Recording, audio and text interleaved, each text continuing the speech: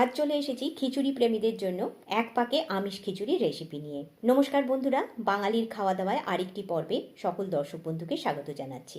আজকে সেরা স্বাদের আমিষ খিচুড়ি কি করে সহজে বানিয়ে নেবেন সেই রেসিপিটাই আপনাদের বানিয়ে দেখাবো। তাহলে চলুন আর দেরি না করে পুরো রেসিপি দেখে নেওয়া যাক। আমিষ খিচুড়ি বানানোর জন্য এখানে আমি নিয়েছি 2 কাপ পরিমাণ সেদ্ধ চাল, নিয়েছি 1 কাপ পরিমাণ মুসুর ডাল আর 1 কাপ পরিমাণ মুগের ডাল। চাল ও ডালের মাপটা এখানে সমান হতে হবে। এখন আমি চাল ডাল একটা বড় পাত্রে নিয়ে ভালো করে জল দিয়ে ধুয়ে নিয়েছি।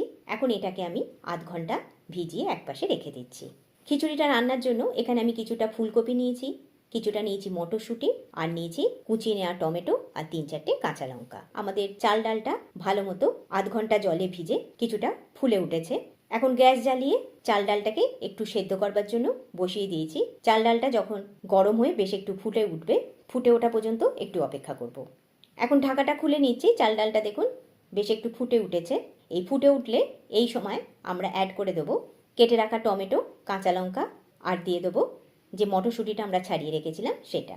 এই উপকরণগুলো দিয়ে ভালো করে মিশিয়ে নিচ্ছি খুন্তি করে। তারপর ওপর থেকে ঢাকা দিয়ে এটাকে আবার একটু কুক করে নিচ্ছি। একটু কুক করে নেবার পর এটাকে ঢাকাটা খুলে নিয়েছি। এখন খিচুড়ির মধ্যে জলটা দেখুন কমে এসেছে, সেই জন্য এই সময় আরও একটু জল দিয়ে দিচ্ছি। খিচুড়ি রান্নার সময় মাঝে মাঝে জল কমে গেলে একটু একটু করে জল দিয়ে দিতে হবে।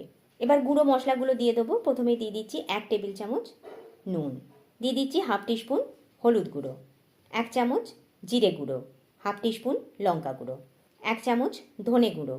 এবার খুন্তি করে সমস্ত উপকরণ মিশিয়ে নিয়ে আবারও ঢাকা দিয়ে এটাকে একটু সেদ্ধ করে নিচ্ছি। খিচুড়িটাকে একপাশে সেদ্ধ হতে দিয়ে আমি আরও একটা কড়াই গ্যাসে বসিয়ে দিয়েছি। তাতে দিয়ে দিলাম অল্প কিছুটা সর্ষের তেল। এখন এই তেলটা ভালো করে গরম করে নিচ্ছি।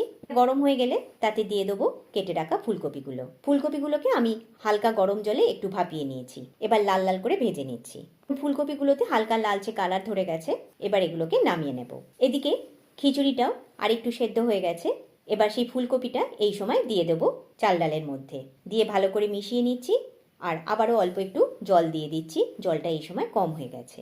জল দিয়ে ভালো করে মিশিয়ে নিয়ে আবারও ঢাকা দিয়ে এটাকে সেদ্ধ হতে রেখে দিচ্ছি। এখন চাল ডালটা বেশ অনেকটা সেদ্ধ হবার পর আমি এখানে দেখাচ্ছি, তবে এখনও পুরোপুরি সেদ্ধ হয়নি। এই সময় জলটা একটু কমে গেছে, তাই এই সময় আরও অল্প একটু জল দিয়ে দিচ্ছি। আর ওপর থেকে ঢাকা দিয়ে এটাকে একপাশে সেদ্ধ হতে দিয়ে আমি এখন কড়াইতে এর ফোড়নটা তৈরি করে নিচ্ছি। কড়াই বসিয়ে তাতে বেশ কিছুটা সর্ষের তেল দিয়ে দিলাম। এবার তার মধ্যে ফোড়ন হিসেবে দিয়ে দেবো 1 চামচ গোটা জিরে, 2টো শুকনো লঙ্কা, 2টো দারুচিনির টুকরো, 2টো লবঙ্গ, 2টো এলাচ। এবার কেটে রাখা বেশ কিছুটা পেঁয়াজ এখানে দিয়ে দিচ্ছি। আমি এখানে একটা বড় সাইজের পেঁয়াজ পাতলা করে কুচিয়ে নিয়েছি, সেটাই এখানে দিয়ে দেব। বেশ একটু লাল করে ভাজা হওয়া পর্যন্ত এটাকে ভেজে নিচ্ছি। পেঁয়াজটার মধ্যে বেশ সুন্দর লালচে কালার ধরে গেছে। এবার দিয়ে দিচ্ছি আদা রসুন বাটা 1 চামচ মতো। আদা রসুনটা দিয়ে তার কাঁচা গন্ধটা চলে যাওয়া পর্যন্ত এটাকে ভালো করে ফ্রাই করে নিচ্ছি। ওদিকে পেঁয়াজ রসুন আমাদের ভালো করে ভেজে নেওয়া হয়ে গেছে। আর এদিকে আমাদের খিচুড়িও পুরোপুরি সেদ্ধ হয়ে গেছে। আর দিয়ে দেবো ভেজে রাখা পেঁয়াজ রসুন জিরে গরম মশলার যে ফোড়নটা তৈরি করলাম সেই ফোড়নটা এখন এখানে ঢেলে দিচ্ছি। ফোড়নটা খিচুড়ির মধ্যে ঢেলে দিয়ে ভালো করে মিশিয়ে নিলাম। দিয়ে দিচ্ছি 1 চামচ মতো চিনি। টেস্টের ব্যালেন্সের জন্য একটু চিনি দিলে খেতে ভালো লাগে। চিনিটা দিয়ে ভালো করে মিশিয়ে নিচ্ছি খিচুড়ির সঙ্গে। এবার দিয়ে দিচ্ছি 1 চামচ ভর্তি ভর্তি ঘি। ঘিটা দিলে গন্ধটা আরও সুন্দর হয়, খেতেও বেশ ভালো লাগে। আর দিয়ে দিচ্ছি এখানে ঘরে তৈরি গরম মশলা, আমি এখানে হাফ টিস্পুন মতো দিয়ে দিলাম। সেটা ভালো করে দিয়ে মিশিয়ে নিচ্ছি।